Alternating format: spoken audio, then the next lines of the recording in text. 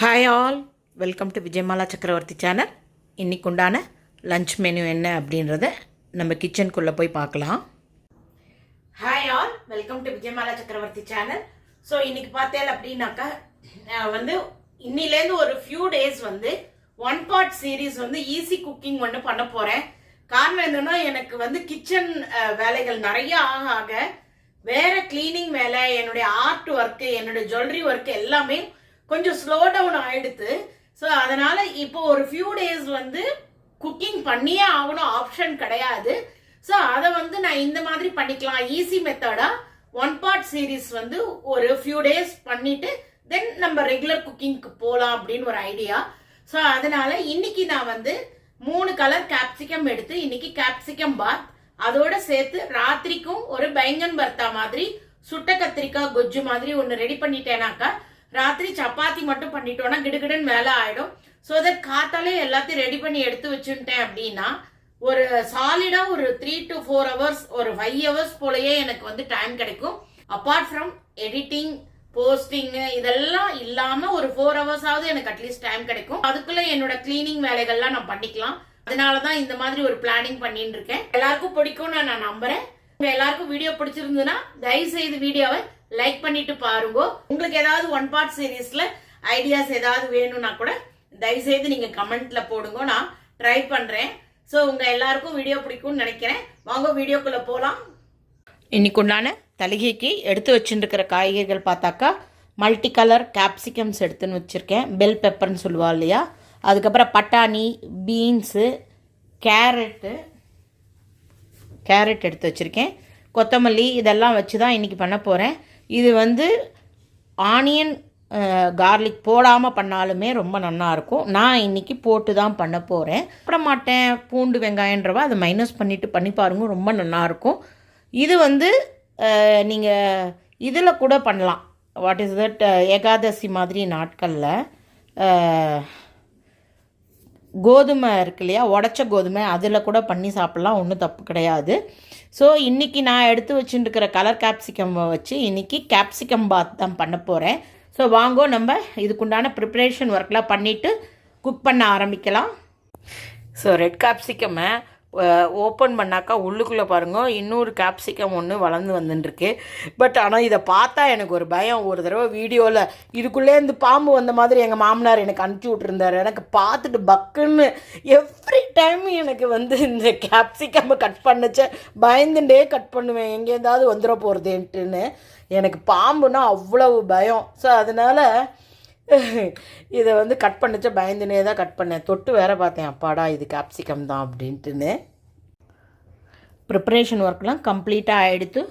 கேப்சிகம்மை cut பண்ணி எடுத்துட்டேன். அதே போல் கேரட், பட்டாணி, பீன்ஸு அரைச்சிக்கிறதுக்கு இஞ்சி, பூண்டு, ஒரு 4 பச்சை மிளகா, பட்டை, லவங்கம், கொஞ்சமாக வெங்காயம், தேங்காய், அதுக்கப்புறமா கொத்தமல்லி தழை வச்சு அரைச்சிக்க போகிறேன். சப்போஸ் புதினா இருந்தால் நீங்கள் ஆட் பண்ணிக்கலாம், நான் வெறும் கொத்தமல்லி தான் போட போகிறேன்.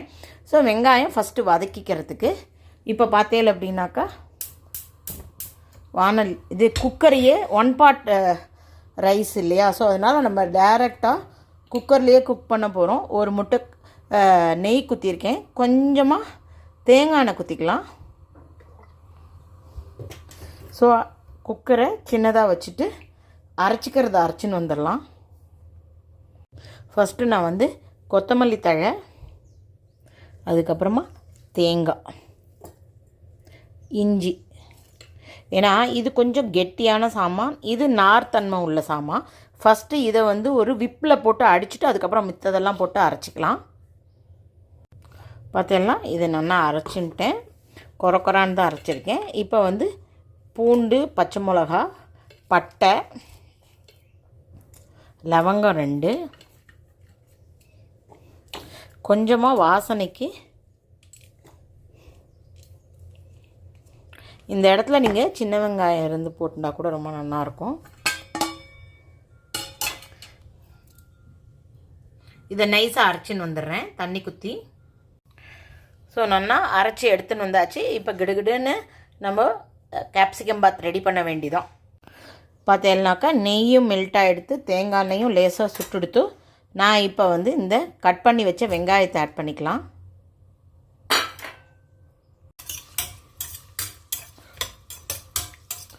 இது கொஞ்சம் லேசாக செவக்க வறுக்கட்டும். அதுக்குள்ளே நம்ம ரெகுலராக சாத்துக்கு நம்ம சாதாரணமாக டெய்லி யூஸ் பண்ணுவோம் இல்லையா சாதம், அதே அரிசியை போட்டு தான் பண்ண போகிறேன். பாஸ்மதி போட போகிறதில்ல. அதை வந்து ஆஸ் யூஷுவல் ஒரு அழாக்குக்கு 2.5 தண்ணி, 1க்கு 2 தண்ணி வச்சு அலம்பி தண்ணியோடு எடுத்துன்னு வரேன்.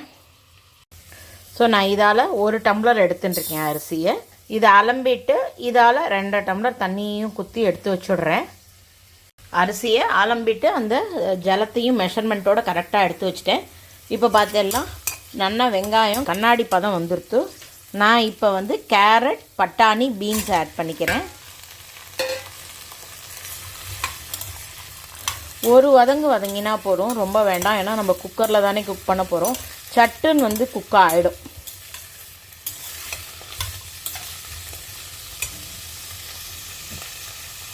இப்போ நம்ம உப்பு வந்து 1 டீஸ்பூன் உப்பு போட்டிருக்கேன். அரிசி, காய் எல்லாத்துக்குமே சேர்த்து தான். கல் உப்பு போட்டுக்கலாம், பிங்க் சால்ட் போட்டுக்கலாம், நார்மல் சால்ட் போட்டுக்கலாம், எது வேணால் போட்டுக்கலாம்.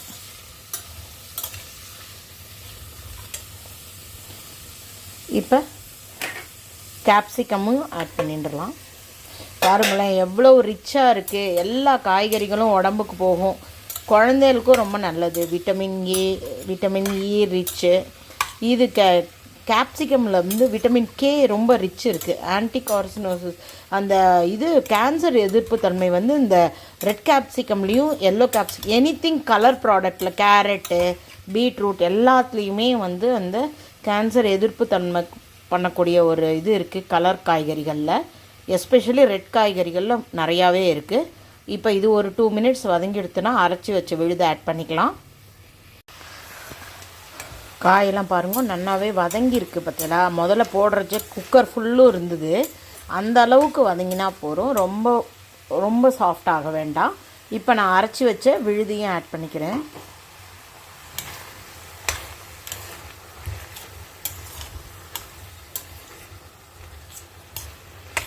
ஒரு 2 மினிட்ஸ் இதில் உள்ள இஞ்சி, பூண்டு, அதுக்கப்புறமா வெங்காயமாக அரைச்சிருக்கேன், கொத்தமல்லி தழை, இதோட லேசான ஒரு பச்சை வாசனை குறையிற வரைக்கும் இதை வதக்கிக்கலாம்.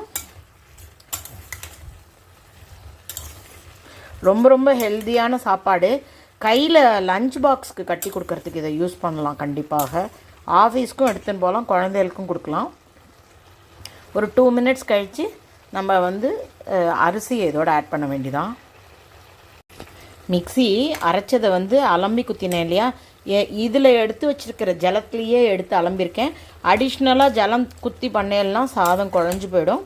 இந்த அளவுக்கு கரெக்டான தண்ணி பதம் இருந்தால் தான் சாதம் நல்லா உதிராக நல்லா வரும். இப்போ நல்லா அந்த இஞ்சி, பூண்டு, வெங்காயம், கொத்தமல்லி எல்லாத்தோடைய பச்சை வாசனை போயிட்டு நல்ல ஒரு அரோமா வர ஆரம்பிச்சுடுத்து. இப்போ நான் அரிசி எடுத்து வச்சுருக்கேன் இல்லையா, இதை இதோட சேர்க்க வேண்டியதான். இந்த ஸ்டேஜில் ஒரு தடவை உப்பு செக் பண்ணி பார்த்துருங்கோ. இந்த ஜலத்தில் உப்பு செக் பண்ணிடலாம். ஒரு சொட்டு தூக்கலாக இருந்தாக்கா சாதம் குக் ஆனவுடனே கரெக்டானதாக இருக்கும். இப்போ கரெக்டாக இருந்ததுன்னா சாதம் குக் ஆனதுக்கப்புறம் கொஞ்சம் கம்மியாக தெரிகிற மாதிரி இருக்கும். ஸோ உங்களுக்கு எப்படி வேணுமோ, கூடயாக இருக்கணுமா, கரெக்டாக இருக்கணுமா, கம்மியாக இருக்கணுமா அப்படின்றத நீங்கள் டிசைட் பண்ணி அதுக்கு தகுந்தாப்பில் போடுங்க. எங்கள் ஆற்றுல உப்பு கம்மி. ஸோ நான் இதே ஸ்டேஜ்லேயே இப்படியே விடுறேன். இந்த ஸ்டேஜில் ஒரு எலுமிச்சம்பழம் பிழிஞ்சால் நல்லாயிருக்கும். நான் எலுமிச்சம்பழம் பிழிய மாட்டேன். அப்பா காரதில் உடனே நெஞ்சு சளி வந்துடுறது. கிளைமேட்டுமே ரொம்ப காற்றாக இருக்குது. ஸோ அதனால் நீங்கள் இதில் கண்டிப்பாக ஒரு மூடியோ இல்லைனா ஒரு ஃபுல் எலுமிச்சம்பழத்தையோ பிழிஞ்சிக்கோங்க. ரொம்ப டேஸ்டியாக இருக்கும். இப்போ நான் வந்து இதை குக்கரில் மூடி போட்டுட்டு எங்காத்து அரிசியில் வந்து நான் 4 விசில் விடுவேன். அப்போ தான் கொஞ்சம் சாஃப்டாக இருக்கும் சாப்பிட்றதுக்கு. உங்களுக்கு உங்கள் அரிசியை பார்த்து எப்படி இருக்குமோ அதுக்கு தகுந்தாப்பில் பண்ணிக்கோங்க. நான் 4 விசில் விட்டதுக்கப்புறமா இதை ஆஃப் பண்ணிவிட்டு காமிக்கிறேன். இப்போ வெங்காயம் ரைத்தா ரெடி பண்ணிக்கலாம்.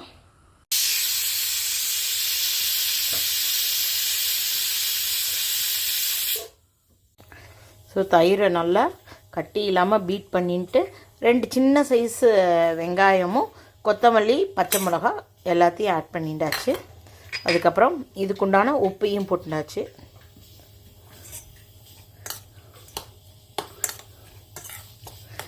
இன்னும் கொஞ்சம் தயிர் வேணும்னா சாப்பிட்றதுக்கு முன்னாடி விட்டுக்கலாம். கொஞ்ச நேரம் இந்த தயிரில் இந்த வெங்காயம் ஊறின்னு இருக்கிறச்ச சாப்பிட்றச்ச அது கரெக்டான பதத்துக்கு வந்துடும்.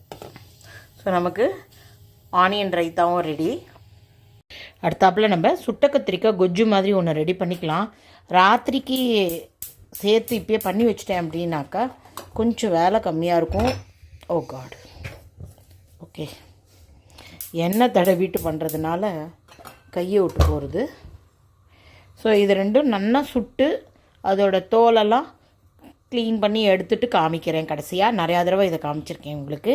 வெங்காயமும் தக்காளியும், நல்ல ஒரு பெரிய தக்காளியும் 2 சின்ன வெங்காயம் நல்லா பொடி பொடியாக அந்த வெஜிடபிள் கட்டரில் போட்டு பொடி பொடியாக கட் பண்ணி எடுத்துட்டுருக்கேன். ஸோ தட் அப்போ தான் ஒரு மாதிரி கொஜ்ஜு கன்சிஸ்டன்சி கரெக்டாக வரும். கட் பண்ண காய்கறிகள் சின்ன சைஸில் இருந்தால் தான் நல்லாயிருக்கும் பார்க்குறதுக்கு. ஸோ இப்போ நல்லா சுட்டு எடுத்துட்டேன். சூடாக இருக்குது, கொஞ்ச நேரம் ஆறட்டும். அதுக்கப்புறம் பொடிகள் எல்லாமும் எடுத்துட்டேன். இப்போ இந்த தோலை உரித்து கொஞ்சம் மசிச்சுட்டோனாக்கா நமக்கு வந்து சுட்ட கத்திரிக்காய் கொஜ்ஜு ரெடி ஆகிடும். நிமிஷமாக ரெடி ஆகிடும். இப்போ நம்ம குக் பண்ண ஆரம்பிச்சிடலாம். வானலியில் கடலெண்ணெய் குத்தின்னு இருக்கேன். இஞ்சி பூண்டு விழுது எடுத்துன்னு இருக்கேன். காரப்பொடி, மஞ்சப்பொடி, தனியா பொடி, கரம் மசாலா. அதுக்கப்புறமா சுட்ட கத்திரிக்காயை தோலெல்லாம் நல்லா க்ளீன் பண்ணிவிட்டு பூச்சியெல்லாம் எதுவும் இல்லையான்னு ஒரு தடவை செக் பண்ணிவிட்டு நல்லா மசித்து எடுத்துன்னு இருக்கேன். பிளெண்டரில் வந்து வெங்காயமும் தக்காளியும் நல்லா பொடி பொடியாக கட் பண்ணின்னு இருக்கேன். நம்ம எண்ணெய் இப்போ லேசாக சுட ஆரம்பிச்சிருக்கு. நம்ம இஞ்சி பூண்டு விழுதை ஆட் பண்ணிக்கலாம்.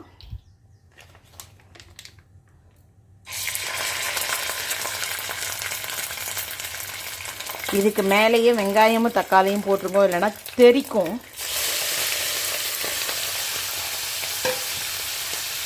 கொஞ்ச நேரம் அது அடங்கட்டும், அதுக்கப்புறமா வதக்க ஆரம்பிக்கலாம்.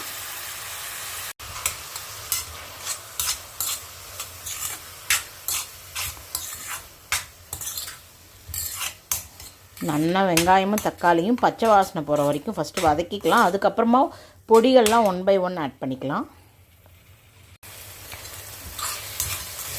ஸோ வெங்காயம் தக்காளியும் நல்லாவே பிளெண்ட் ஆகிடுத்து பாருங்க. வெங்காயத்தோட கலரே வந்து ரெட்டிஷ் கலராக மாறிடுத்து. ஸோ நல்லா தக்காளியும் வதங்கிடுத்து. இப்போ நம்ம வந்து காரப்பொடி, தனியா பொடி,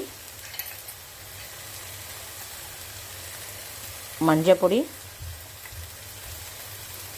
கொஞ்சமாக கரம் மசாலா,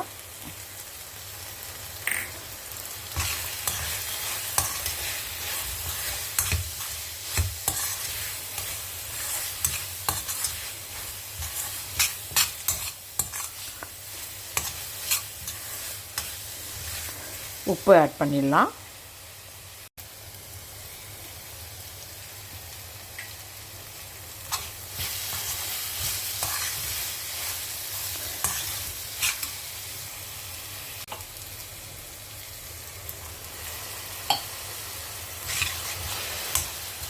இப்போ இது நல்லா வதங்கி கொஞ்சம் எண்ணெய் பிரியட்டும். அப்புறமா கத்திரிக்காயை ஆட் பண்ணலாம்.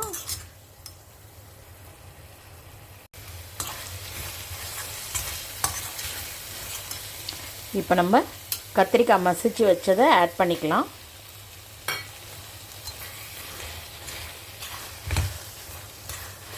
இதை நல்லா இந்த கரண்டியாலே இப்படி மசிச்சு எல்லாத்தையும் ஒன்றா பிரட்டி கொண்டு வாங்கோ.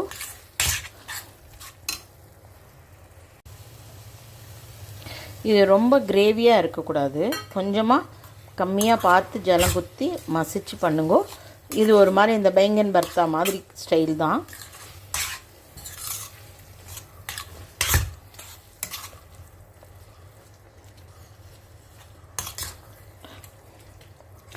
சப்பாத்திக்கு அதுவும் ஃபுல்காவுக்கு தொட்டு சாப்பிட்டேன்னா ரொம்ப நல்லாயிருக்கும்.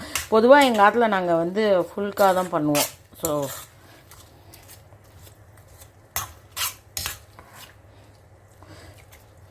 கொஞ்ச நேரம் அது அடுப்பில் அந்த இது எல்லாமே ஒன்றா பிளெண்ட் ஆகட்டும்.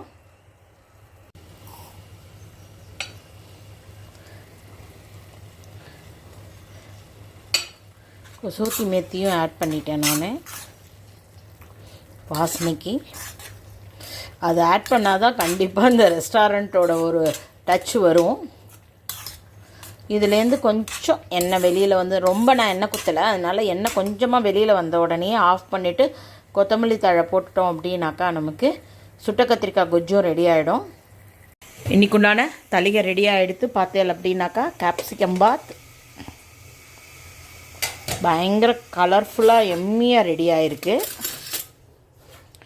நல்ல பாருங்களேன், உதிராக வந்திருக்கு சாதம். இது அப்படியே சாப்பிட்றதுக்கு முன்னாடி ஒரு கலரி விட்டுண்டேல் அப்படின்னாக்கா கரெக்டாக இருக்கும் சாதம். நல்ல உதிராக வந்திருக்கு சாதம். அதே மாதிரி வெங்காயம், தயிர் பச்சடி, அதுக்கப்புறமா ராத்திரிக்கு வந்து சுட்ட கத்திரிக்காய் கொஜ்ஜு ரெடி பண்ணிட்டேன். சப்பாத்தி ரெடி பண்ணால் போகிறோம். ஸோ இன்றைக்கி நான் வீட்டுக்குள்ளே வேறு ஒரு க்ளீனிங் ஒர்க் பண்ண போகிறேன். அதுக்கோசரம் தான் இன்றைக்கி ஸ்பெஷல். ஸோ மோஸ்ட்லி ஒரு ஃபியூ டேஸ் வந்து 1 part சீரீஸ் தான் வரப்போகிறதுன்னு நினைக்கிறேன். பார்க்கலாம். So hope you are all enjoying my video. If you like it, please like and subscribe my channel.